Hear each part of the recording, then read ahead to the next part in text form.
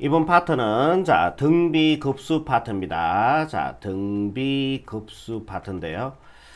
자 시그마 자 n 이꼴 1항부터 무한대항까지 자 시그마 오른쪽에 우리 1반항이 왔던 거다 그죠?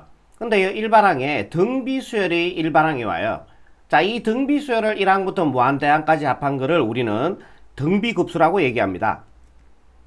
그러면은 자 얘는 자 급수는 리미트 시그마로 바꿔 쓸 수 있죠? 자 리미트 n이 무한대로 갈 때 시그마 k 이꼴 1항부터 n항까지 ak 이렇게 되겠네요. 자 그러면 얘를 부분합이라고 얘기하죠 우리가. 자 등비수열을 1항부터 n항까지 합한 게 자 우리가 수열 시간 즉 수투 시간에 우리가 공식을 외웠습니다. 자 1-r 1-r 그 다음에 여기가 항의 개수죠.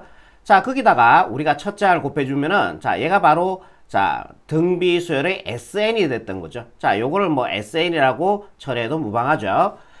자 이렇게 됩니다. 자 그런데 여기에서 보세요. 자 만약에 R이 -1과 1 사이 있을 때 자 즉 요 공비죠. n 밑에 있는 미수가 공비라고 얘기했잖아요. 자 공비가 -1과 1 사이 있을 때 자 얘는 어디로 갑니까? 0으로 가죠. 자 이거 왜 이거 있었잖아. 자 리미트 n이 무한대로 갈 때 자 우리 r의 n제곱 즉 요 자리에 무한대 집어넣어주면은 지수의 무한대 형태에서 자 우리가 자 얘는 밑에 따라서 얘가 수렴할 수도 있고 발산할 수도 있어요. 자 밑의 절대값이 1보다 작아지면요 얘는 어디로 간다? 0에 수렴한다 그랬죠. 자 밑의 절대값이 1보다 커지면요 자 얘는 플러스 무한대 아니면 마이너스 무한대 뭐 이렇게 무한대 계열로 가요. 그래서 얘는 발산입니다. 무한대 계열로 발산을 해요. 얘는 무한대 계열로 발산을 하는 거예요. 자 R이요 1이 되면요 R이 1 되면은 1 무한대 해도 1이죠. 무한대 제곱해도 1이죠. 자 R이요 -1 되면은 자 얘는 플러스 -1로 진동을 합니다. 예, 그래서 얘는 진동을 하면서 발산이죠. 진동을 하니까. 자 요렇게 됐다 그죠? 자 즉 자 여기다가 무한대 집어넣어주면은 이 밑에 따라서 즉 얘에 따라서 수렴할 수도 있고 발산을 할 수도 있어요. 근데 밑이 만약에 -1과 1 사이 즉 이거죠. R의 절대값이 1보다 작다는 게 R이 -1과 1 사이 있다는 얘기와 동일하죠. 자 밑이 -1과 1 사이 있으면 얘는 0으로 가요. 자 얘가 0으로 가니까 그러면은 얘는 얘의 극한값은 1-r분의 a 곱하기 결국 1이 되어서 a가 되는 거죠. 자 요게 등비급수에서 아주 유명한 공식입니다.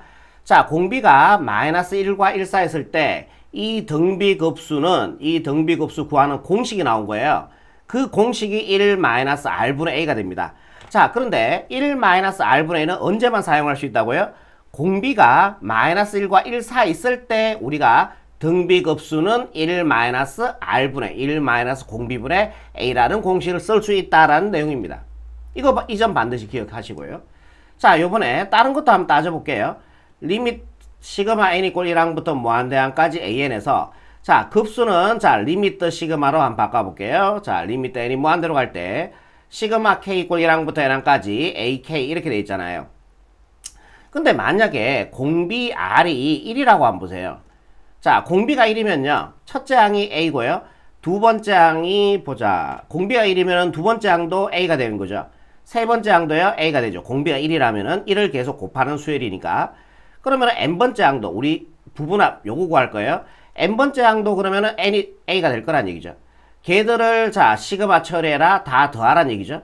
그럼 1항부터 n항까지 a를 n번 더해주면은 a를 n번 더해주면은 리미트 n이 무한대로 갈 때 자 an이 될 거 아닙니까? 그죠? 그럼 여기다 무한대를 집어넣어주면 a 곱하기 무한대예요. 그러면 무한대 연산해서 얘는 플러스 아니면 마이너스 무한대 즉 무한대 계열로 발산을 하게 됩니다. 발산. 자 그래서 R이 1이 될 때는요 공비가 1이 되면은 발산을 해요. 발산. 자 그리고 R이 -1 된다고 생각 한번 해볼게요. 모든 R에 대해서 지금 다 따져보는 거예요. 예. 자 요번에 R이 -1 돼주면은 자 요게 -1 되잖아요. 그러면 얘가 1 들어갔다 2 들어갔다 n자리에 3 들어갔다 하면은 얘는 플러스 -1로 진동을 해요. 그럼 이 전체 값도 플러스 마이너스로 진동을 하게 돼 있다고 해요. 자 그래서 자 R이 마이너스 1일 때도 발산입니다. 자, 요번에 R의 절대값이 1보다 크면은 R의 절대값이 1보다 크면 R이 마이너스 1보다 작거나 또는 R이 1보다 크다는 얘기죠. 자, 그러면은 얘가 뭐예요? 여기 보세요. 뭐 한다 그랬어요? R의 절대값이 1보다 크면은 R의 절대값이 1보다 크면은 얘는 발산을 해버립니다. 무한대 계열로 발산을 해버리는 거죠. 그럼 이 전체도 무한대 계열로 발산을 해버립니다. 자, 이제 결론을 내려드릴게요. 자, 등비 급수는요, 언제만 R이 공비라고 얘기한다. R을 공비라고 생각하시면 돼요.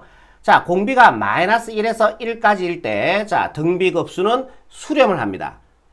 그런데 그 걔는 어디로 수렴을 하냐면은 우리가 공식으로 외울 거야. 1-R분의 A로 수렴을 해요. 그리고 나머지 R에 대해서는 다 발산 끝입니다.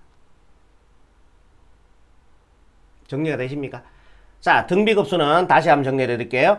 등비급수는 공비가 마이너스 1과 1 사이 있을 때 1-R분의 A로 수렴을 하고요. 나머지 공비에 대해서 R, 즉 공비가 R이죠. R에 대해서 발산한다고 얘기하시면 끝이에요. 자, 우리가 앞쪽 시간에 자, 이런 걸 배웠습니다. 자, 등비 수열의 자, 수렴 조건이라고 그래서 자, 우리가 공부하고 왔죠. 자, 등비 수열의 수렴 조건은요. 첫째 항이 0이 되거나 또는 자, 우리 공비 R을 의미하죠. 자, 얘가 마이너스 1보다 크고 1보다 작거나 같아지면 되는 거죠. 이건 등비 수열입니다. 아니, 요 등호가 보세요. 등비 수열의 극한이에요. 그러니까 어떤 수열이 공비가 1이 되더라도 자, 1을 계속 곱한 거니까 그 수열은 첫째 항으로 수렴할 거 아닙니까? 그래서 등비 수열의 수렴 조건은 등호 들어가는 게 맞아요. 자, 요번에 자, 지금 배웠는 게 등비 급수의 자, 수렴 조건입니다. 자, 얘도 첫째 항이 0이 되거나 쌤, 등비 급수의 첫째 항이 0이 돼주면요. 예, 한번 생각해 보세요. 첫째 항이 0이죠. 급수니까 더하기거든요. 무한대항까지. 자, 첫 번째 항이 0이면은 이게 등비 수열이잖아. 그럼 두 번째 항이 또 얼마가 돼요? 공비가 뭐 얼마가 되든 상관없이 0에다가 공비를 곱해주면 두 번째 항도 0이 될 거예요. 세 번째 항도 0이 되겠죠? 자, 이렇게 무한대항까지 합해주면은 자, 얘는 0으로 수렴하는 거죠. 등비급수가. 그러니까 첫째 항이 0이 된 등비수열에서 첫째 항이 0이 되더라도 이 등비급수는 수렴을 합니다. 어디로 수렴을 해요? 0으로 수렴한다는 얘기죠. 자, 등비급수에서 요번에 공비가 마이너스 1과 1 사이일 때 1-R분의 A로 수렴을 하죠. 자, 여기 등호 들어가면 돼요? 안 돼요? 안 돼요. R이 1일 때 등비급수는 발산을 합니다. 무한대 계열로요.